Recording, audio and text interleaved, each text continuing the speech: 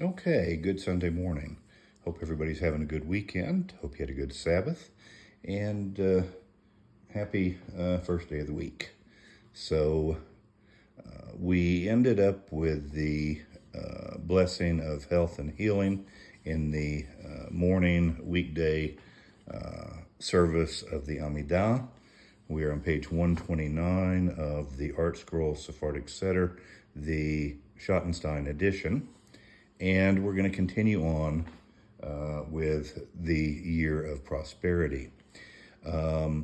This sitter does give some pointers as to when summer, etc. are. If you're in the South right now, you know it's summer.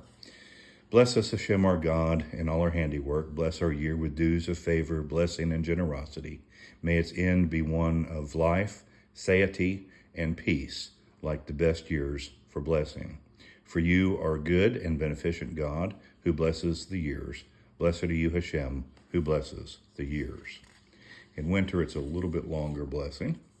The ingathering of the exiles, sound the great shofar for our freedom, raise the banner to gather our exiles and gather us speedily together from the four corners of the earth to our land. Blessed are you, Hashem, who gathers in the dispersed of his people Israel. Restoration of justice.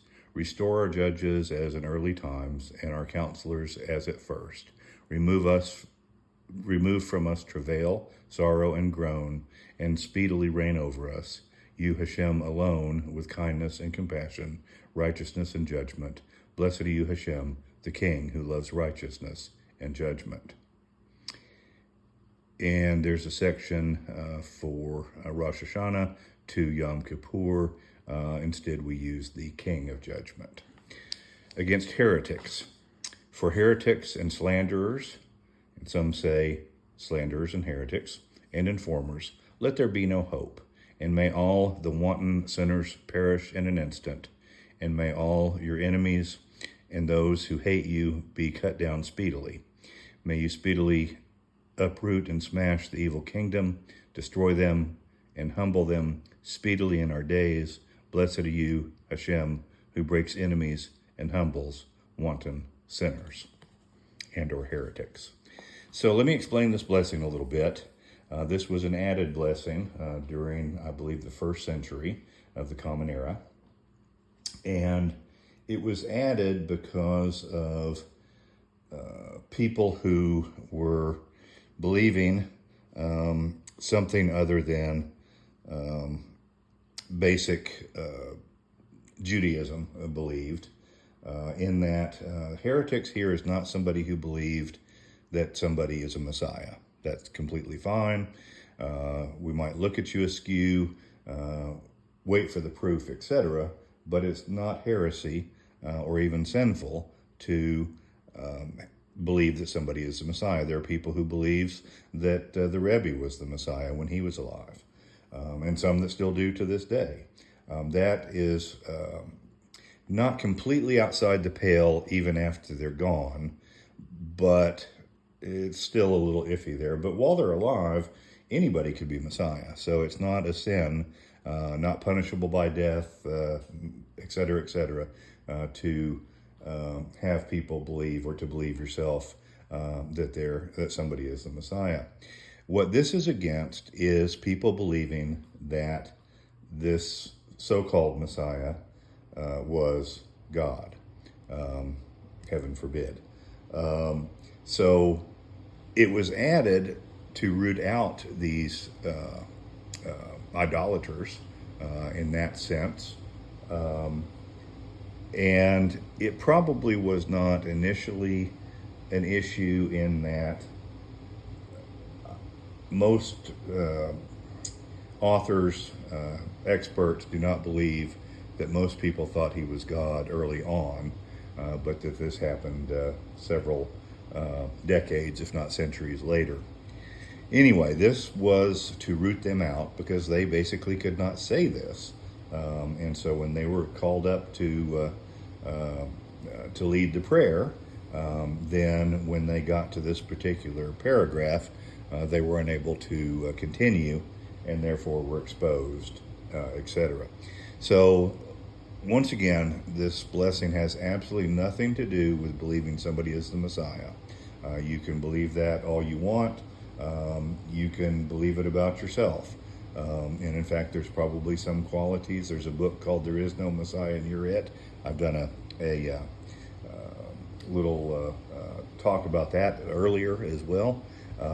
So there's probably something good to thinking that maybe you could change this world, and that the person next to you could change the world as well.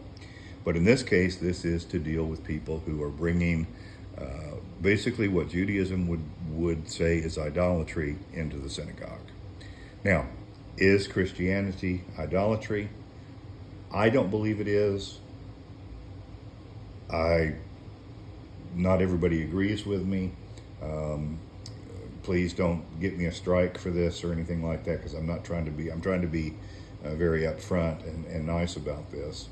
But some people do, some Jews do believe that it's idolatry. I believe myself that Christianity is, shall we say, softening the hearts of the Gentile world, such that they can recognize Messiah when he does come. And I think that the historical Jesus had a lot of good things that he said, and he was trying to reform Judaism in certain areas rather than start his own religion.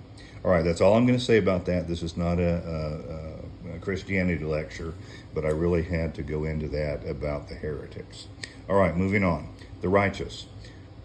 On the righteous, on the devout, on the remainder of your people, the family of Israel, and on their elders, on the remnant of the academy of their scholars, on the righteous converts, and on ourselves, may your compassion be aroused, please, Hashem our God, and give goodly reward to all who sincerely believe in your name. Put our lot with them, and may we never feel ashamed, for we trust in you. And upon your great compassion do we sincerely rely. Blessed are you, Hashem, mainstay and assurance of the righteous. Rebuilding Jerusalem. Dwell in the midst of Jerusalem, your city, as you have spoken, and may you speedily establish the throne of your servant David within it. May you rebuild it soon in our days as an eternal structure. Blessed are you, Hashem, the builder of Jerusalem. The Davidic reign. The offspring of your servant David, may you speedily cause to flourish and enhance his pride through your salvation, for we hope for and look forward to your salvation all the day. Blessed are you, Hashem, who caused the pride of salvation to flourish. Acceptance of our prayer. Hear our voice, Hashem our God, merciful Father, and have pity and be compassionate to us, and accept with compassion and favor our prayer. For God, who hears prayer and supplications, are you. From before you, our King, turn us not away empty-handed. Be gracious with us and answer us and hear our prayers. There is a section in there for the days that we say Tahunan. I can never say that word. Tahunan, Tahanun. That's it. And it's actually with a CH. Tahanun. There we go. Anyway, these are the repentant prayers that we talked about previously, and there's a section in gray in here that you can add on days that those are said. And on fast days, there's another section, and then at the end of this particular blessing, it goes on to say, let me make sure I got everything here. Yeah, okay. I was just making sure that was a comma, not a period, that I didn't miss a sentence. For you hear the prayer of each mouth. Blessed are you, Hashem, who hears prayer. Temple service. Be favorable, Hashem our God, toward your people Israel. Turn to their prayer and restore the service to the Holy of Holies of your temple. Speedily accept the fire offerings of Israel and their prayer with love and favor. And may the service of your people Israel always be favorable to you.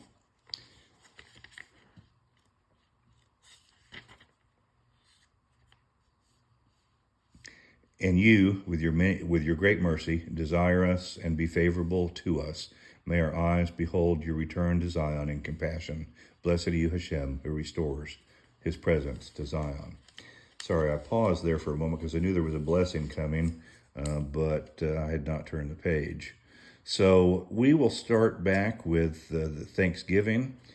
Next time we talked about the order of the blessings. Of the prayer in general, and indeed all of Jewish prayer. On the last note about rebuilding the temple, some Jews believe that there is a Messiah coming. Some Jews believe in a messianic era to come. Some believe that God will send the Messiah.